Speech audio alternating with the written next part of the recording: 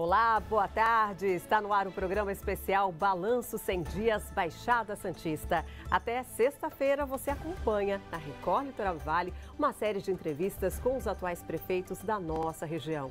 O espaço é aberto para que os convidados possam esclarecer os avanços e desafios enfrentados nestes primeiros 100 dias de governo. As perguntas foram elaboradas com base nas propostas apresentadas no plano de governo durante a campanha eleitoral.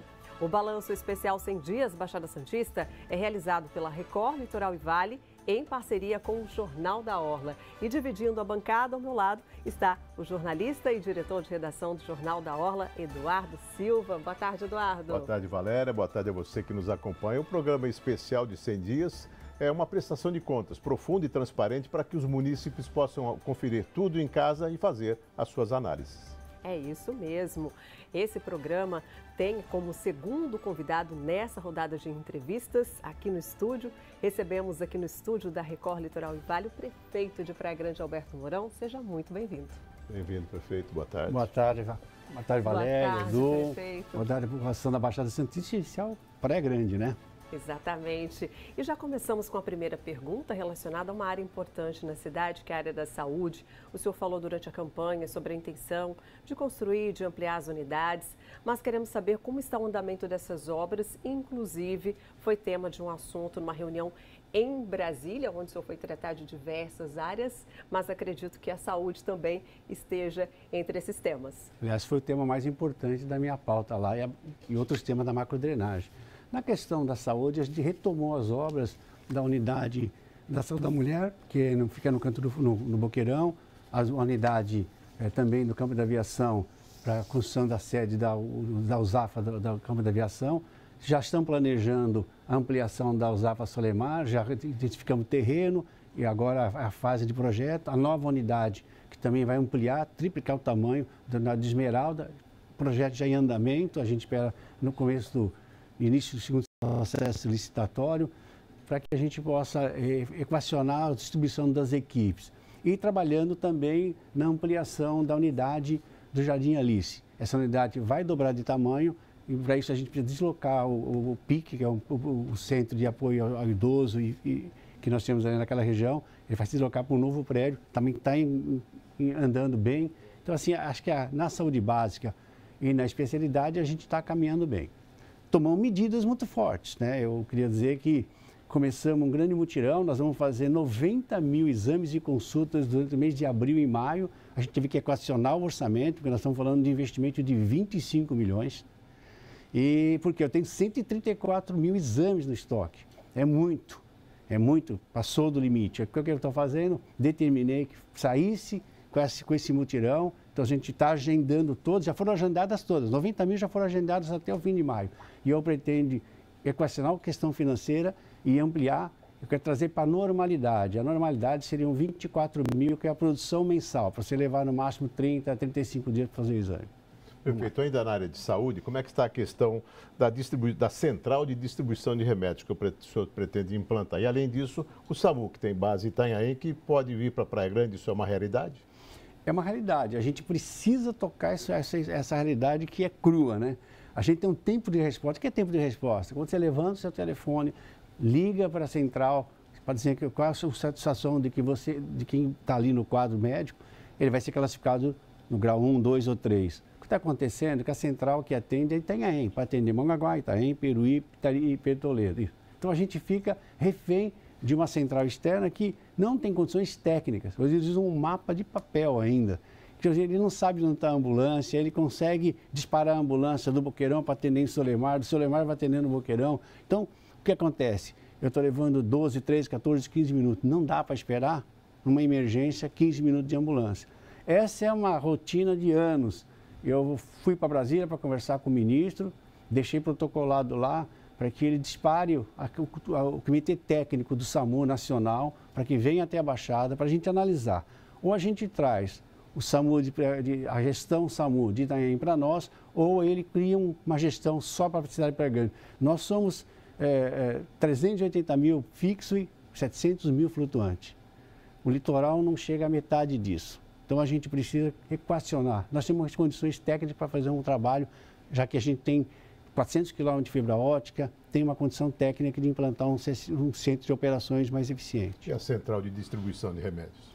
Está no processo administrativo. Essa vai levar um tempo melhor, porque a gente precisa criar software, criar um dispositivo de... Eu tenho uma reunião, a gente está conversando com o pessoal da CUFA, a semana que vem, é a Central das Favelas. Ela tem uma operação semelhante em São Paulo e eu preferi conversar um pouco para ver se a experiência deles é boa, para eu trazer ela para a cidade de Praia Grande. Conversei hoje com o Orlando, ainda por telefone, e marcamos para depois no dia 23. Perfeito. E agora na área da segurança pública, a gente quer saber sobre as câmeras de monitoramento. O senhor falou muito durante a campanha que pretendia ampliar, trazer novas câmeras para a cidade para melhorar essa questão da inteligência. As câmeras já chegaram, 700 câmeras, a meta é 2.000 durante o governo, nós já compramos 700 esse ano, elas estão em processo de instalação, mas avançamos num projeto importante para a gente. A cidade de Praia Grande é inovadora desde 2001, o sistema era digital, agora era analógico, mas passou para ser digital agora. Mas, na verdade, essas 3.500 câmeras, 500 câmeras podem ser colocadas o facial, e nós temos licença para isso. Só que o Muralha Paulista tem dificuldade de receber esse excesso de informação, gerenciar, porque imagina que você está 24 horas com aquela informação chegando de segundo a segundo para São Paulo. Então, o problema está maior lá em São Paulo. Falei ontem com o DERIT, ainda ele estava no Congresso Nacional, conversamos ali um pouco, expliquei que nós temos capacidade de colocar muito. Nós vamos estar com 80 câmeras esse curto espaço e queremos chegar no mínimo a 150 até a temporada, porque tem dado um bom resultado. Em uma semana de funcionamento, pegou 15 procurados. Então, assim, é gol, certeza. E vai ajudar bastante o Estado a recolher essas pessoas. Prefeito, recentemente a TV Record e o Jornal da Aula acompanharam a greve dos professores. Como é que está a questão da negociação com os servidores da educação? Olha, a gente depende de uma lei de responsabilidade fiscal. Eu falei bem claro, primeiro, que o decide é 1º de maio, que a gente não podia antecipar uma discussão sem entender o seu orçamento, para que você possa dar o aumento que você pode dar para poder pagar o salário em dia, esse é fundamental entender, e entender também como é que estava o meu orçamento. Tá? Então, nos próximos dias é que eu vou definir o índice, e não existe essa história, você não vai dar nenhum reajuste. Algum vai ter que ser dado. Agora, o valor é aquele que cabe dentro do orçamento, porque o orçamento é o orçamento que eu recebi, eu tenho que gerenciar ele da melhor maneira possível. Verdade. Ainda nesse tema da educação, o senhor disse que pretendia ampliar as unidades de ensino e investir até na vinda de uma universidade federal. Como é que estão essas tratativas? Na questão da retomada das obras, retomei todas as obras da educação que estavam paradas, a gente retomou. Eu pretendo tem que terminar até o fim do ano, esse é um esforço que nós vamos ter que fazer.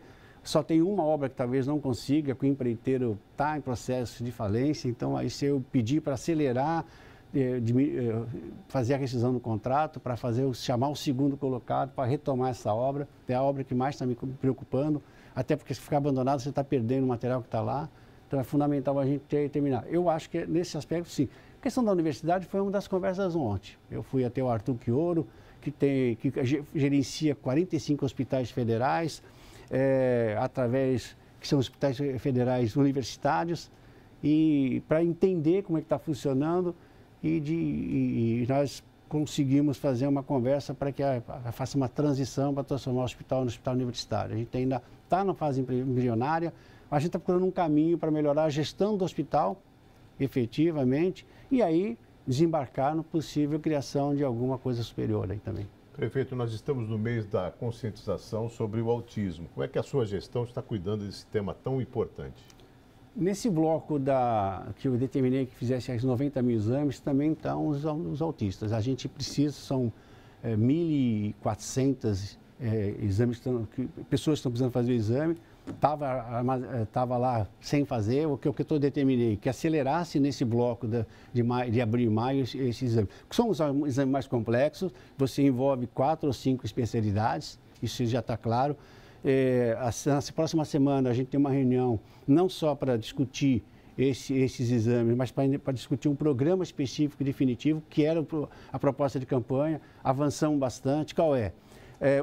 Fazer uma grade de um curso, que é um curso com uma grade efetiva para a gente durante o pré-natal, a mãe já ser preparada a entender um quadro, possível quadro de uma criança que pode estar com quadro de autismo. Então, a gente precisa ajudar essa mãe, porque a partir dos 2 anos, você consegue fazer a identificação. Mas se você não estiver preparada com a mãe, então você não vai conseguir, e aí você vai só descobrir aos 5, 6, 7 anos. Então, o objetivo da gente é isso fazer parte da obrigação do programa da saúde da família, e o outro, no paralelo, toda criança que estiver em creche também será observada pelos atendentes, pelos ADJs, pelo professor, para que ele observe essa criança. Porque a criança, a partir de 6 meses, ela já está indo para a creche, algumas. Está ali no ambiente. Se o professor, aquele profissional estiver preparado para entender um quadro, claro, ele pode chamar a mãe para conversar com a diretora e aí a gente conseguir, o mais rápido possível, fazer os exames e encaminhar para o tratamento. Verdade. E em relação à qualificação profissional, o senhor comentou muito durante as entrevistas, na campanha, que pretendia investir na parte de qualificação profissional para gerar empregos, para atender essa demanda da mão de obra. Como estão essas questões? As taxas de desemprego estão baixas, né, no Brasil, mas não é uma realidade, né? A gente percebe que quando você vai em qualquer lugar, sempre o empresário está reclamando que não tem mão de obra, está faltando mão de obra. É tão claro isso que eu entrei num restaurante em São Paulo essa semana passada e a dificuldade quando eu olhei, eu observei que tinha problema no restaurante. Aí ele falou assim, me desculpe, mas nós estamos com pouca mão de obra. A realidade é que está faltando mão de obra em todos os setores. E o que eu vejo? Que a gente precisa sentar com o setor produtivo e entender a demanda regional e começar a formação a partir disso. Não eu acho, não dá para ser no acho. A determinação que eu fiz para o secretário é que se aproxime do setor produtivo da cidade, entenda quais são as dificuldades dele e aí sim, com o Senai, com todos o Sistema S, você contrata o serviço. Porque senão a gente vai ofertar cursos que não vão ser utilizados depois pelo mercado e aí ele abandona. Prefeito, a mobilidade urbana é um tema sempre muito atual, sempre afeta as grandes cidades, os moradores. Como é que está a sua situação em relação à mobilidade urbana, as prioridades do seu governo e o VLT? Vai chegar à Praia Grande? Por incrível que pareça, sabe, a mobilidade urbana está muito perto da questão de alagamentos, enchentes na região. A realidade também é essa, né?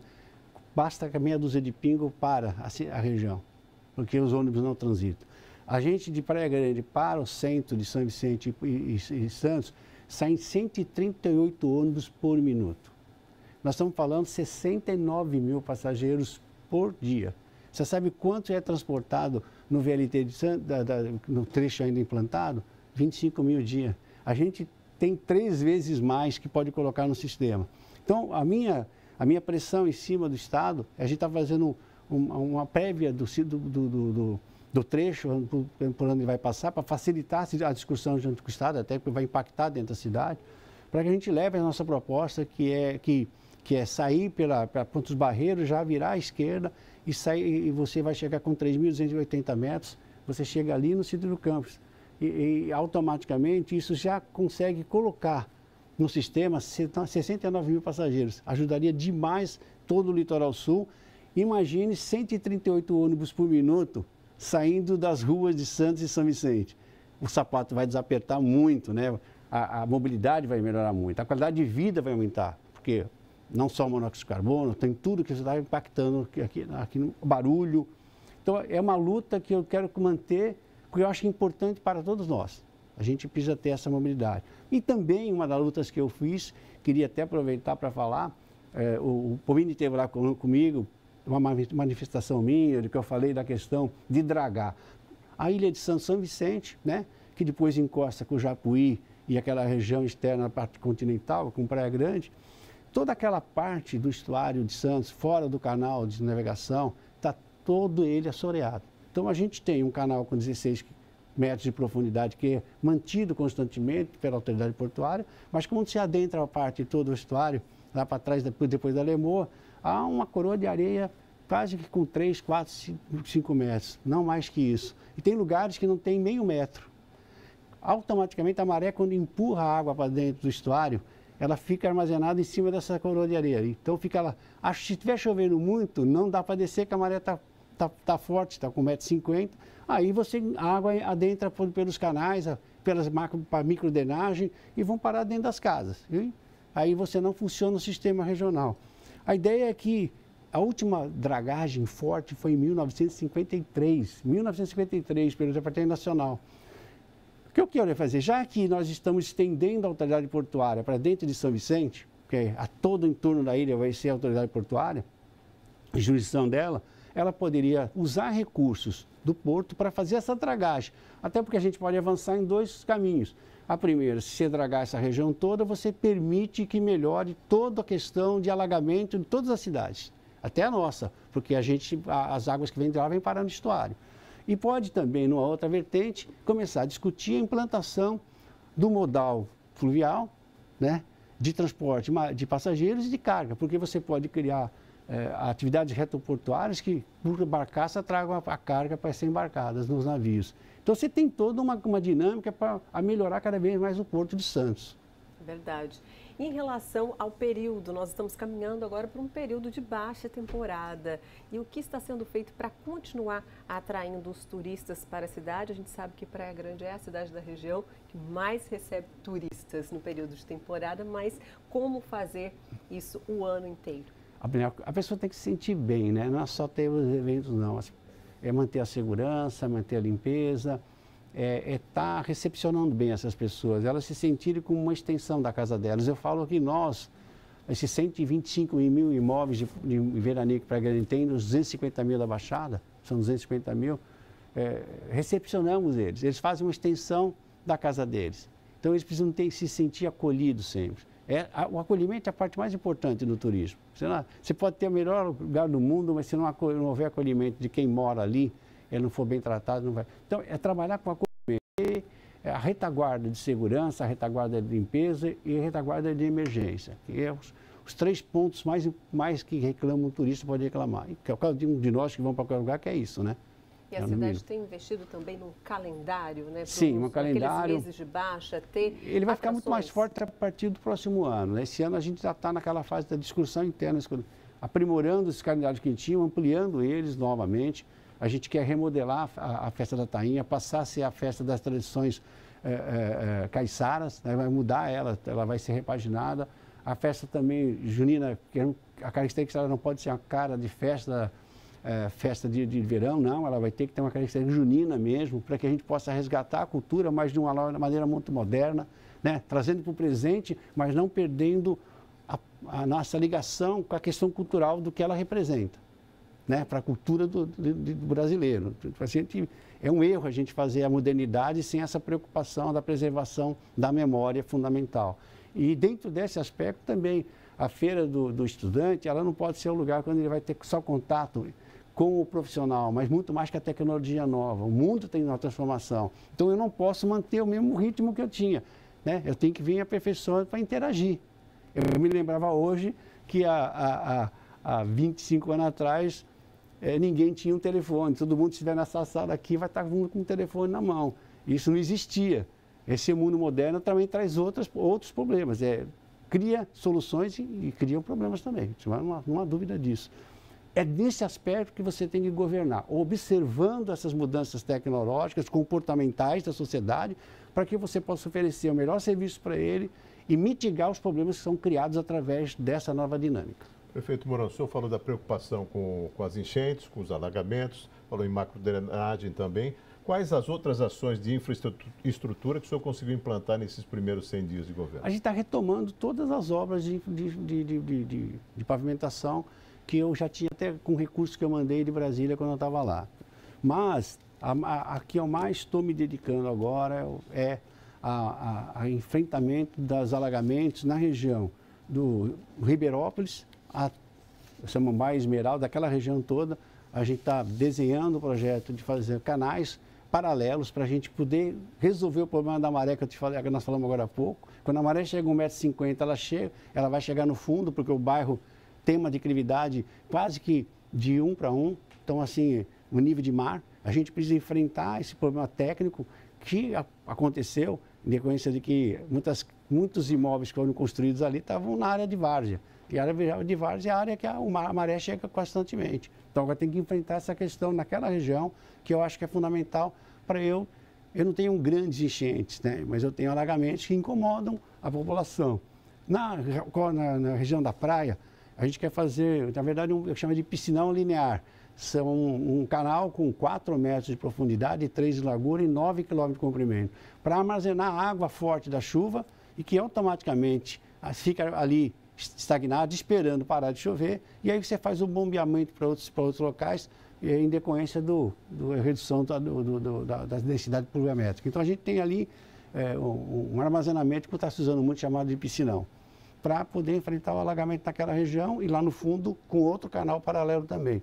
E consegui retomar o canal do Imperador. Esse canal estava parado 2 de agosto, por uma decisão judicial. Fui lá, convenci, né, os órgãos que havia um equívoco, e liberamos ele rapidamente, já retomamos a obra para terminar nos próximos 6 meses. Canal vital, porque ele vai levar água para o fundo em direção aos braços de rio, aos rios que vão para o estuário, e com isso é que a gente consegue implantar toda a microdrenagem e a pavimentação do Princesa. Perfeito. Em relação à iluminação, a gente sabe que a iluminação também traz segurança. Está dentro desse processo. A segurança é colocar 20 mil lâmpadas de LED. Essas 20 mil, já estamos implantando 6 mil agora e começamos um projeto, já está o processo pronto para logo em janeiro contratar mais 16 mil. Então a gente acha que vai chegar, tem 16 porque a gente acha que é 22, não é 20, tem uma coisa ali que a gente consegue braço duplo, então nós temos que entender o que está na rua. Mas, de qualquer maneira, serão em torno de 20 a 22 mil lâmpadas que serão substituídas até o mês de junho do ano que vem. Prefeito, queria fazer uma pergunta sobre o esporte. Hoje o esporte não é só mais competição, ele está ligado à educação, está ligado a todas as áreas e é muito importante na disciplina, na formação dos jovens. No caso de Praia Grande tem uma situação atípica, o vice-prefeito é um campeão olímpico de vôlei, o Rodrigão, né? Como é que o senhor está dirigindo a sua administração na área de esporte da cidade? Tem 2 caminhos. Eu retomei o projeto Super Escola. Eu fui lá com o Super Escola, retomei ele para dentro da secretaria, para ele fazer a iniciação esportiva. Eu não chamo de iniciação, sabe? Você é um cara especialista no esporte, mas a gente quer que durante o processo educacional, ali, a partir de uma certa idade, que ele possa fazer algumas práticas, ele tenha contato com as 22 modalidades. Foi a determinação minha. Então, durante 6 meses ele vai pensar no vôlei, depois no outros 6 meses ele vai no basquete, depois ele vai no hand, ele vai conviver com todos, aprender as regras, né, como é que se joga tudo, e vai jogar. Só que depois de uma certa idade ele vai, agora eu sei o que eu quero fute, eu quero isso, eu quero aquilo. Então ele vai se despertar e aí ele vai ser colocado já em um trabalho com a Secretaria de Esportes. Aí ele já sai do processo, porque o que a gente quer fazer, isso é dentro da prática da educação física dentro dos colégios. Então esse é o caminho que eu dei de diretriz. Com isso aí eu já levo para dentro da Secretaria aquele que já tem mais aptidão, aquele que pode realmente despertar no esporte, né? Já no esporte de competição, mesmo que amador. E depois a fase de levar para o esporte de competição profissional. Então, tem uma diretriz lá. A outra diretriz, você que é do futebol, né? A gente sabe muito bem que os campos de futebol no Brasil estão acabando. Não vai aparecer mais Neymar, nem Robinho, mais ninguém, porque os caras não têm onde jogar bola, né? O terreno custa caríssimo. Quanto custa um terreno? E um campo, você precisa de 10 mil metros quadrados. Um terreno em Praia Grande, num bairro, é R$ 1.500 metros, com 15 milhões. Então, você não é só para ter o terreno, você tem que fazer a infraestrutura. Desde o começo da outra gestão, eu determinei que a gente colocasse o campo de grama sintética, para você ter mais tempo para jogar no mesmo espaço. Então, a determinação é chegar a 15 campos. Eu tinha entregue 4, a Raquel entregou 2, a minha meta agora são os 9 campos, 15 campos de grama sintética. Para que a gente possa, durante sábado e domingo, vai jogar o time amador, né? Tanto os veteranos como outros, são 90 times, você vai conseguir fazer com que 2 de tarde, 2 de manhã, consigam rodar nesse campo. Durante a semana, escola de futebol nos campos. Tá? Então, os alunos, as crianças vão ter, o projeto complementar, vai dar ali na coisa. E se aquele tiver um destaque melhor, ele é separado para um centro de treinamento especializado, tá? Esse projeto é um projeto que vai envolver uma PPP. Então, ele está sendo desenvolvido com essa diretriz, já estamos bem avançados. A gente espera que consiga soltar essa PPP até o fim desse semestre, né? Espero que a gente consiga lá, o Rodrigão, tirar do papel isso, que é fundamental. Para que na PPP, nós vamos estar com um pouco de recurso, mas, na verdade, ele vai ter o ganho de publicidade, tem uma opção de fatores que vão ser colocados ali, que ele vai ter também o benefício dele. Ele é obrigado a construir os 9 campos, e gerir esses 15 campos, com 6 nossos, com vestiário, com tudo, alambrado, toda uma condição ideal. Eu estou fazendo uma colaboração para o esporte nacional, porque é um projeto inédito e necessário para que a gente possa ter, né, o despertar de novos atletas no mundo, no Brasil. Sim. Prefeito, estamos caminhando já para a última pergunta da nossa rodada de entrevista. E eu queria saber sobre as políticas voltadas às mulheres, em especial aquelas que são vítimas de violência. E uma resposta mais breve, estamos caminhando agora para o final. Eu criei a Secretaria da Diversidade e de uma das diretrizes que eu dei para a Vera, falei, Vera, eu quero que você, primeiramente, se concentre em conversar com o governo do Estado para abrir a Delegacia da Mulher 24 horas, que era um compromisso. Eu construí o prédio, e o compromisso era ter profissional, tanto de psicólogos dentro da unidade, como assistente social, e também ela estivesse aberta 24 horas. Essa é uma diretriz. Que reativar também o convênio com as colônias para que a gente possa levar a mulher vitimizada para a colônia, né? A gente precisa avançar na legislação. Quem tem que sair é o marido que bateu, né? Não é a mulher que às vezes tem que ir embora. Essa é uma realidade que a gente está com muita clareza, porque não está certo. Mas, enquanto isso, nós não amadurecemos essa situação, tem que abrigar, para que a gente possa manter o diálogo. E o melhor lugar é ela lá, porque nas colônias ela tá 24 horas aberta, então você tem a comida, você tem o refeitório, tem o quarto, ela vai ficar decentemente apoiada.